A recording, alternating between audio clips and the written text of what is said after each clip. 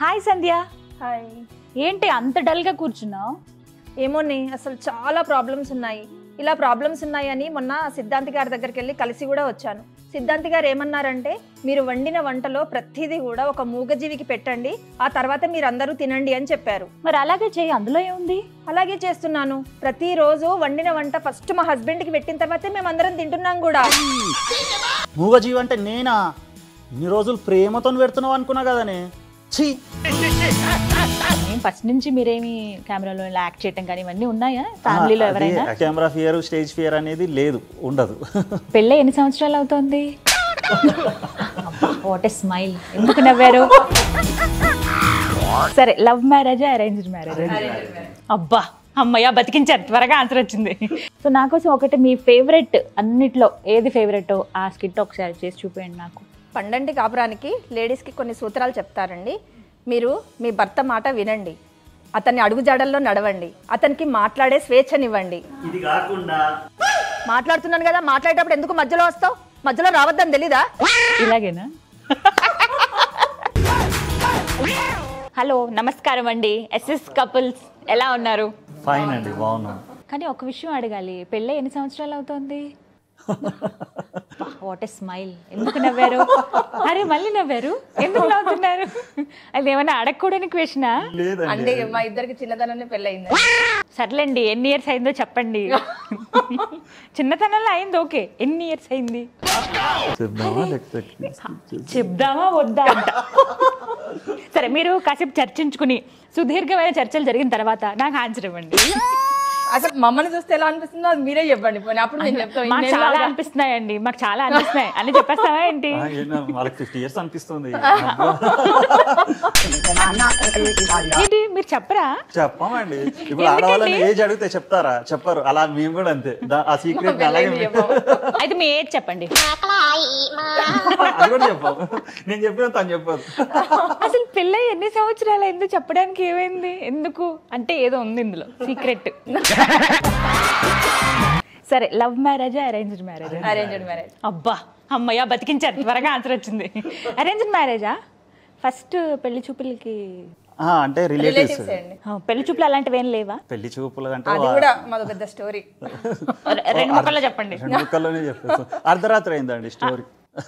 అర్ధరాత్రి పెళ్లి చూపులు. 1:30 నైట్ 1:30 టైంలో పెళ్లి చూపులు. ఓ, అలా కూడా అంటారా వాటిని? లేదు, యాక్చువల్గా మా ఇంట్లో ఏదో ఫంక్షన్ ఉంటే వచ్చారు అన్నట్టు. అప్పటికి నా ఏజ్ 20, తన ఏజ్ 16 అంతే. ఆ ఏజ్లో వచ్చారు. వాళ్ళేదో వచ్చారు, అరే ఆ అమ్మాయి కొంచెం ఫాస్ట్ ఉంటుంది అది ఇది అని చెప్పేసి ఏదో చెప్పేసి, సరే మా వాడికి ఇచ్చి వేయొచ్చు కదా అని అన్నారు అన్నట్టు. ఎందుకు మీరు సూపర్ ఫాస్ట్? సూపర్ ఫాస్ట్ అని కదా, మళ్ళీ అలాంటి అమ్మాయి దొరకదో అనే ఉద్దేశంలో ఫస్టే జస్ట్ మా పేరెంట్స్ వీళ్ళ పేరెంట్స్ మాట్లాడుకొని నిద్రపోయిన నన్ను తీసుకొచ్చి మరి కూర్చుండబెట్టారు అంతే. ఆ టైంలో అసలు రిలేటివ్స్. యాక్చువల్గా ఇప్పుడు మనం ఏదైనా బస్సు ఎక్కుతామండి, సీట్ దొరకక కిటికీలకి వెళ్ళి మనం ఒక కర్చీఫ్ వేస్తాం కదా, అలా వేద్దామని అన్నారండి. ముందుగా రిజర్వేషన్ చేసేద్దామని అనుకున్నారు. తర్వాత ఎలాగో వేసేసాం కదా, అప్పుడు నాకు 20 అండి ఏజ్. ఎలాగో వేసేసాం కదా, ఎప్పటి తర్వాత అయినా ఇచ్చి చేయాలి కదా, చేసేసుకోరా అని చెప్పేసి ఫోర్స్ చేసేసారు.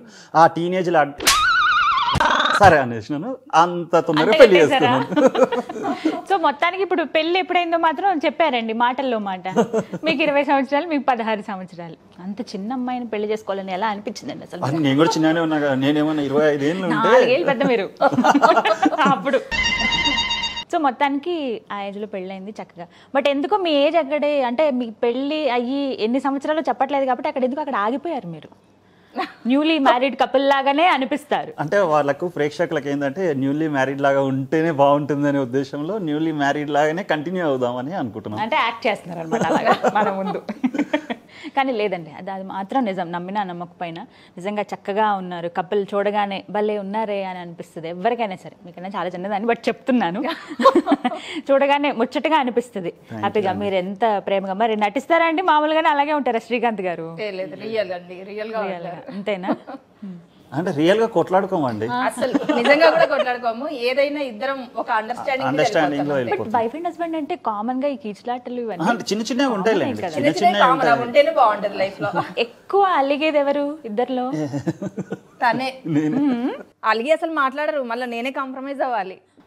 ఏం చేస్తారు కాంప్రమైజ్ అంటే ఎలా? ఇంకా నేనే దగ్గరికి వెళ్ళి మాట్లాడతాను, అసలు ఇంకా అన్ని నేనే చేస్తాను. అసలు మాట్లాడరు, దగ్గరకు వచ్చినా కూడా వెళ్ళిపోతూ ఉంటారు, అక్కడ నుంచి లేచి వెళ్ళిపోతారు దగ్గరికి రాగానే. అయినా కూడా ఎక్కువ మాటలు వినేది తన మాటలే నేను ఎక్కువ వింటానులేండి. తనకు నచ్చిందే చెప్తాను నేను అసలు. ఓహో, ఆయనకి నచ్చిందే చెప్తారా? ఇది భారీ నచ్చలేదంటే అసలు చేయను ఆ పని. ఏదైనా కూడా ప్రతి ఒక్కటి షేర్ చేసుకుంటామండి. Each and everything will share. అంటే నాకు ఏదైనా ఈరోజు జరిగిందంటే వినకపోయినా పట్టి ఇగో ఈరోజు ఇది జరిగింది, ఆ రోజు ఇది జరిగింది అన్ని. అంటే తను కూడా అంతే, ప్రతి ఒక్కటి షేర్ చేసుకుంటాం. తనకు చెప్పంది అసలు ఏది చేయను. ఇద్దరం ఆదర్శ దంపతులు. ఈచ్ అండ్ ఎవ్రీథింగ్ షేర్ చేసుకుంటాం. పిల్లలు ఇద్దరు అమ్మాయిలు. శ్రీజ మహాలక్ష్ములు. చక్కగా సో హ్యాపీ లైఫ్. చక్కగా మా పెద్దమ్మాయి స్టార్ట్ చేపించింది శ్రీజానే. మాకు తను చేసుకునేది. మీ ఇద్దరికే ఇంట్రెస్ట్, బట్ ఎంకరేజ్ చేస్తున్నారు, అది చాలా గొప్ప విషయం. అంటే సోషల్ మీడియా అని చెప్పేసి పిల్లల్ని బయటికి తీసుకురావట్లేదండి. గుడ్ పేరెంట్స్ మీరు ఆ విషయంలో. ఎప్పుడు ఏది జరగాలో అప్పుడు జరుగుతుంది. మనం అనవసరంగా తొందరపడి దేనికి ఎగ్జైట్ అవ్వకూడదు అంటారు కదా. సో మిమ్మల్ని చూసి నేర్చుకోవచ్చు. సోషల్ మీడియాలో పిల్లల్ని బయటికి తీసుకొచ్చేస్తే క్రిటిక్స్ ఉన్నారు కదండి, కొంతమంది క్రిటిక్స్ ఉన్నారు. వాళ్ళు ఏం చేశారంటే వాళ్ళ మీద వాళ్ళను ఏదో ఒకటి అంటా ఉన్నారు. పిల్లల్ని తీసుకొచ్చిన వాళ్ళకి సొంతంగా లైక్స్ వచ్చినా కూడా, వాళ్ళకు కష్టపడి లైక్స్ వచ్చినా కూడా, మీరు పిల్లల్ని బయట తీసుకొచ్చి మీ పిల్లల్ని అలా వీడియోలో ముందుకు తీసుకొచ్చారు కాబట్టి మీకు లైక్స్ వచ్చాయి, లైక్స్ల కోసం పిల్లల్ని ఎలా బయటికి తీసుకొస్తారా అని విమర్శించారు. నాకు అలాంటి విమర్శలు పడడం నాకు ఇష్టం లేదు, మా పిల్లలకు ఇష్టం లేదు. సో దాని దృష్టిలో పెట్టుకొని అది గుడ్ డెసిషన్. నేను దానికి మిమ్మల్ని అంటే యాక్సెప్ట్ చేస్తాను. నేను కూడా మీ మాటని నేను కూడా ఒక వీడియోలో, నా హోమ్ టూర్ వీడియోలో చెప్పానండి ఆ విషయం. చెప్తే చాలా మంది కింద కామెంట్స్ లో very good decision. Home tour వీడియోలో అయినా పిల్లలు చూపిస్తారేమో అనుకున్నామని చెప్పి అన్నారు, కానీ అందులో కూడా చూపించలేదు, అస్సలు చూపించదలుచుకోలేదు. వెల్ డిసిప్లైన్డ్ పేరెంట్స్ అనమాట మీరు. నైస్. సో హ్యాపీగా గడిచిపోతుంది. రోజుకి ఎన్ని వీడియోస్ చేస్తారు? ఇంతకుముందు ఒక్కొక్కటి చేసామని, ఇప్పుడు కొంచెం పబ్లిక్ వాళ్ళు ఎక్కువ కోరుకుంటున్నారు. ఫ్యాన్స్ పెరిగిపోయారు. నేను ఫ్యాన్స్ అనండి, వాళ్ళందరూ నా ఫ్యామిలీ మెంబర్స్ అంటాను. సూపర్. సో వాళ్ళ కోరిక మీదకి వెళ్ళి రెండు వీడియోస్ చేస్తారు. రిక్వెస్ట్ పెడతారా వాళ్ళు, ఇలా చేయండి చాలా అన్ని రిక్వెస్ట్ పెడతారు. నాకు పెడతారు, కొన్ని సజెషన్స్ కూడా ఇస్తారు. ఈ వీడియో మీరు చేస్తే చూడాలని ఉంది అని చెప్పినని కొన్ని స్క్రిప్ట్స్ కూడా ఇస్తారు. స్క్రిప్ట్స్ రాసి కూడా ఇస్తారు. నాకు కామెంట్స్ పెట్టే వాళ్ళైతే దేవుళ్ళు అనుకోవచ్చు, ఎందుకంటే చాలా మంచి కామెంట్స్ ఇస్తారు. వాళ్ళందరూ ఒక ఫ్యామిలీ లా ఉంటారండి. అసలు వరసలు పెట్టి పిలుచుకోవడం కానీ అసలు అంత బాగుంటది. ఎక్కువ మీ కపుల్ కి ఫుల్ మార్క్స్ పడతాయి, అండ్ తర్వాత ప్రతి ఒక్కొక్కటి మీరు చేసిన ఏదైతే సబ్జెక్ట్ ఉంటుందో దాని మీద ఎక్కువ మాట్లాడుతూ చేస్తారు. సో నా కోసం ఒకటి మీ ఫేవరెట్ అన్నిట్లో ఏది ఫేవరెట్, ఆ స్కిట్ ఒకసారి చేసి చూపించండి నా కోసం. ఆల్రెడీ ఒక స్కిట్ అయితే చేసాము. మీ ఫేవరెట్ ఆల్ టైమ్ ఫేవరెట్? నాకు ఆల్ టైమ్ ఫేవరెట్ అంటే నాకు బ్రేక్ త్రూ ఇచ్చిన ఒక వీడియో ఉందండి. ఎందుకంటే నేను టిక్టాక్ వచ్చిన తర్వాత, టిక్టాక్ బ్యాన్ అయిన తర్వాత నేను వదిలేసాను, అసలు వీడియోస్ చేయడం మానేశాను. తర్వాత నాకు సరైన ప్లాట్ఫామ్ దొరకలేదు. అయితే రోపోస్ అనే యాప్ లో ఒక వీడియో పోస్ట్ చేశానండి. ఆ వీడియో చేసేసి మనకు వాట్సాప్ లో వైరల్ అయిపోయింది, ఒక రేంజ్ లో వైరల్ అయిపోయింది. సో అక్కడ నుండి మళ్ళీ స్టార్ట్ చేశాను, మళ్ళీ జర్నీ స్టార్ట్ చేసింది ఆ వీడియో. సో నాకు one of my favourite video అన్నట్టు అది. నేను ఇప్పుడు ఆ వీడియో చేసి చూపిస్తాను. పండంటి కాపురానికి లేడీస్ కి కొన్ని సూత్రాలు చెప్తారండి. మీరు మీ భర్త మాట వినండి, అతన్ని అడుగుజాడల్లో నడవండి, అతనికి మాట్లాడే స్వేచ్ఛనివ్వండి. ఇది కాకుండా మాట్లాడుతున్నాను కదా, మాట్లాడేటప్పుడు ఎందుకు మధ్యలో వస్తావు, మధ్యలో రావద్దని తెలీదా? అతనికి గౌరవం ఇవ్వండి. ఇలాగేనా? సూపర్. అసలు నిజంగా మీరు చేస్తుంటేనే నాకు ఆపేసిన తర్వాత మాకు మళ్ళీ టర్న్ అయిన వీడియో అంటే ఇదేనండి. ఇక్కడ మళ్ళీ స్టార్ట్ చేసాము. ఇది జస్ట్ రొపోసోలో పెట్టాము. అసలు అది కూడా వాట్సాప్ లో ఒక రేంజ్ లో వైరల్ అయింది. పర్వాలేదు, ఇంకా ఇప్పటికి కూడా మనల్ని అభిమానించే వాళ్ళు ఉన్నారు అనిపించింది. మళ్ళీ స్టార్ట్ చేసాం. సూపర్. ఎంతమంది ఇప్పుడు సబ్స్క్రైబర్స్ మీకు? యూట్యూబ్ లో అయితే మనకు 4,30,000 ఉన్నారండి. మనకు మోజ్లో 1.1 M, జోష్లో 2 M. అబ్బో, అన్ని ఎంలే. ఇన్స్టాగ్రామ్ లో కూడా చాలా బాగా వ్యూస్ వస్తాయండి. మంచి క్రేజ్ ఉంది, ఫాలోవర్స్ చాలా మంది ఉన్నారు. మీరు అన్నట్టు మీ ఫ్యామిలీ మెంబర్స్ చాలా మంది నాకు ఇవన్నీ కాదండి, వీటన్నిటికన్నా ఎక్కువ వెళ్ళేది వాట్సాప్ లో. సో అది మాత్రం బాగా వైరల్ అవుతాయి. మాకు చాలా ఫార్వర్డ్ అవుతూ ఉంటాయి, నవ్వుకుని మేము కూడా వేరే వాళ్ళకి షేర్ చేస్తూ ఉంటాం సరదాగా. మీరు అసలు ఊహించారా ఏదో ఒక టైంలో మేము ఇలా అయిపోతాం, ఇంత పాపులర్ అయిపోతాం? 1% కూడా అసలు మేము ఎక్స్పెక్ట్ చేయలేదు. కానీ మామూలుగా మేము యాక్టివ్గా ఉంటాం కాబట్టి, సో ఒక 10 మందికి 100 మందికి తెలుస్తాం అనుకుంటాం, కానీ ఇలా లక్షల మంది ఇంట్లోకి వెళ్తామని మాత్రం ఏ రోజు ఎక్స్పెక్ట్ చేయలేదండి. మీరు అనుకున్నారా లేదు, అందరి ఇళ్లలో ఉన్నట్టే మీరు ఒక రకంగా చెప్పాలంటే. అండ్ ఎన్ని డబ్బులు సంపాదిస్తున్నారు యూట్యూబ్ మీద? యాక్చువల్గా నేను ఒక వీడియో కూడా చేసి పెడదాం అనుకున్నానండి, కానీ ఇందులో ఎక్కువ అమౌంట్స్ రావండి. అంటే మేము చేసే వీడియోస్కి నేను షార్ట్ వీడియోస్కి రావండి, లాంగ్ వీడియోస్ పెడితే వస్తాయి. అంటే మాకు అప్పుడు 2 ఆప్షన్స్ వచ్చాయి. ఆల్రెడీ ఇప్పటికి నాకు చాలా మంది సబ్స్క్రైబర్స్ వచ్చారు, ఇప్పటికైనా మేము డబ్బులు సంపాదించాలి అనుకోవచ్చు. కానీ నేను ఇప్పటికీ ఏమనుకుంటున్నానంటే పబ్లిక్లోకి వెళ్ళడమే బెటర్. అంటే షార్ట్స్ పెడితే రీచ్ ఎక్కువ అవుతుందండి, లాంగ్ వీడియోస్ పెడితే రీచ్ తక్కువ ఉంటుంది. నాకు రీచ్ అవ్వడం ఎక్కువ, డబ్బులు సంపాదించుకోవచ్చు కానీ పేరు దొరకాలంటే కష్టం. ఎన్ని డబ్బులు పెట్టినా కూడా పేరు రాదు. బట్ మానిటైజ్ అయిపోయింది కదా, మానిటైజ్ ఎప్పుడో ఎప్పుడో అయింది. అయింది. ఎన్ని ఇయర్స్ అయింది మొత్తం? 1 year. 1 year 2 months అవుతుంది. 2 months 3 months అవుతుంది యూట్యూబ్ స్టార్ట్ చేసి.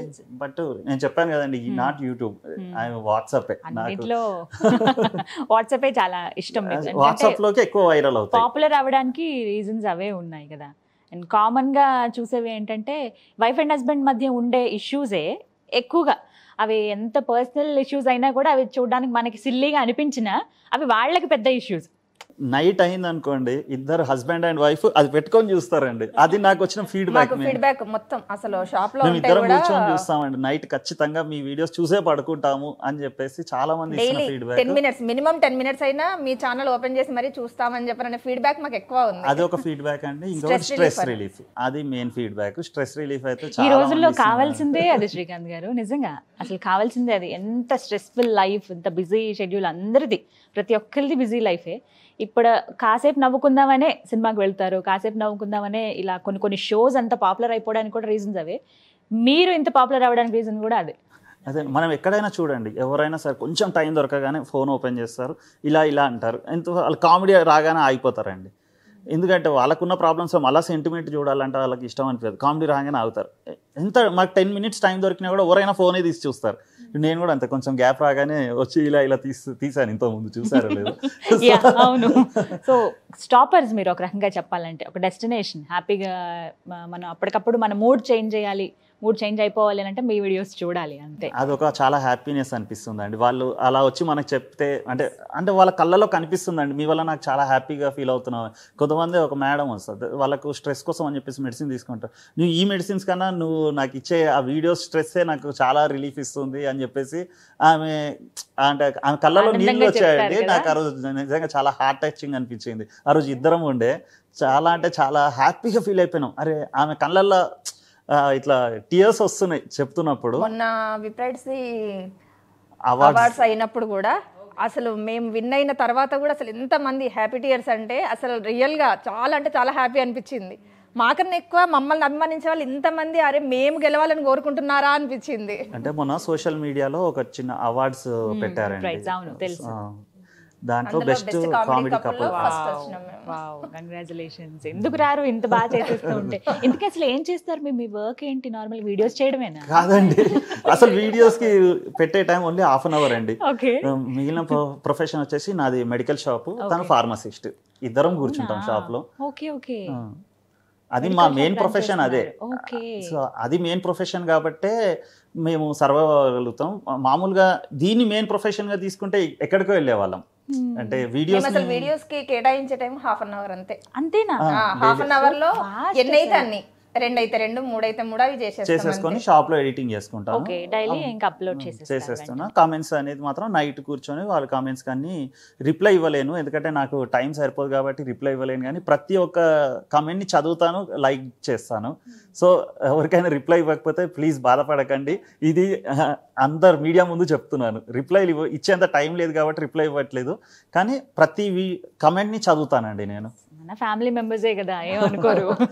నిజంగా అండి, ఫ్యామిలీ మెంబర్స్ అంటే ఫ్యామిలీ మెంబర్స్ లానే ఉంటుంది. నాకు ఇది యూట్యూబ్లో ఒక బ్యాచ్ అంతా కలిపి కూర్చొని మాకు కమెంట్స్ పెడతారండి.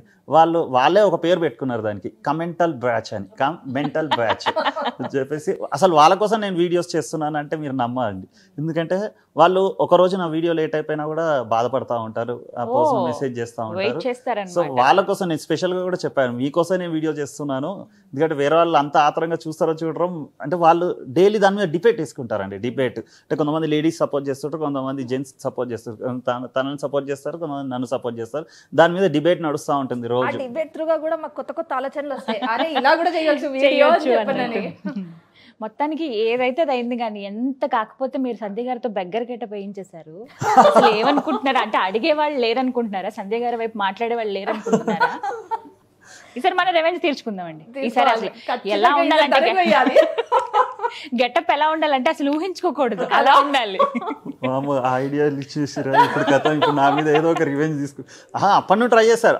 దాంట్లో కామెంట్స్ కూడా పెట్టారండి, మీతో నేర్పించాలి అని చెప్పేసి ఈమెకు సపోర్ట్ చేసే వాళ్ళందరూ మీరు శ్రీకాంత్ గారితో ఏపీయండి అని ఇప్పటికీ అడుగుతున్నారు ఆ beggar getup. Thank you so much. Thank you so much.